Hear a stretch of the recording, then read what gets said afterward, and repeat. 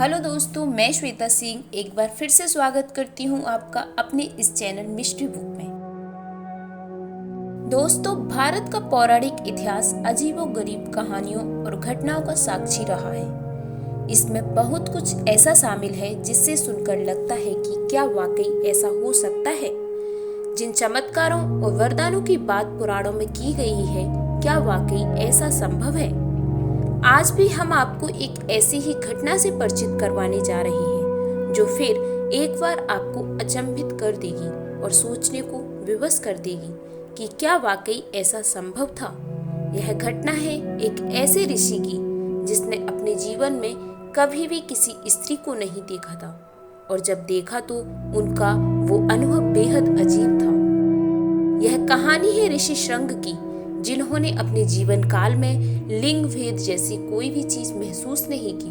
वह कभी स्त्री और पुरुष में अंतर नहीं कर पाई।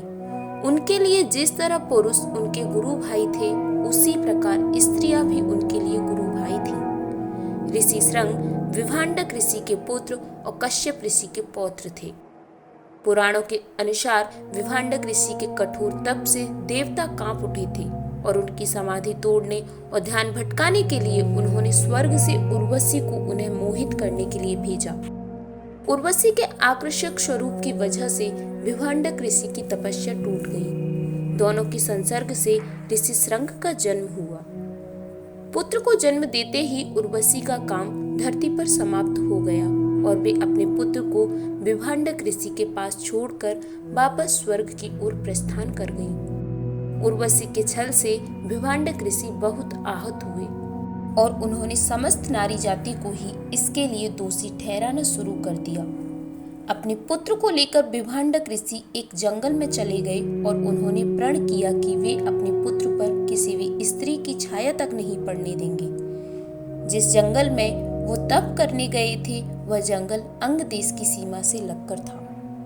विभांडक ऋषि के घोर तप और क्रोध का नतीजा था कि अंग देश में अकाल के बादल छा गए। लोग भूख से बिलखने लगे। इस समस्या के समाधान के लिए राजा रोमपाद ने अपने मंत्रियों ऋषि मुनियों को बुलाया।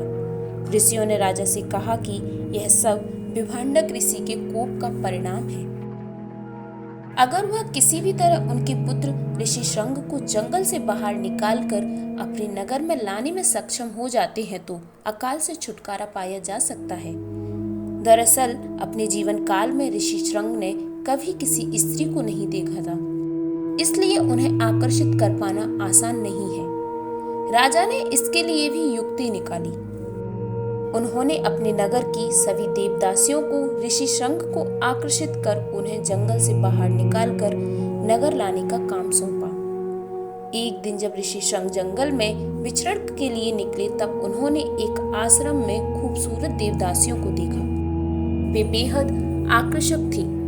उन्हें अपना गुरु भाई मानकर ऋषि श्रंग उनके पास गए। देवदासियों ने उन्हें आकर्षित कर स्त्री आनंद के लिए प्रेरित करने का सिलसिला शुरू किया। अगले दिन ऋषि श्रंग उन देवदासियों को ढूंढते ढूंढते उनके आश्रम में जा पहुंचे। देवदासियों को उनका कार्य लगभग पूरा होते देखा। उन्होंने ऋषि से कहा कि वह उनके साथ नगर की ओर चले। ऋषि श्रंग ने उनकी बात मान ली और उनके साथ नगर की ओर प्रस्थान कर गए। ऋषि श्रंग जब राजा रोमपाद के दरबार पहुंचे तो राजा ने उन्हें सारी घटना बताई कि उनके पिता ऋषि विभांडक के तप को तोड़ने के लिए यह सब किया गया था।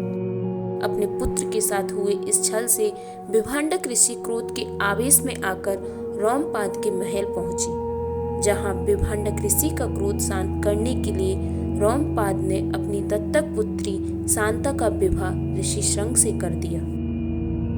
तो दोस्तों, आपको हमारी वीडियो कैसी लगी? अगर वीडियो अच्छी लगी तो लाइक और कमेंट करना बिल्कुल ना भूलें। तो फिर मिलती हूँ अगले वीडियो में। तब तक के लिए धन्यवाद।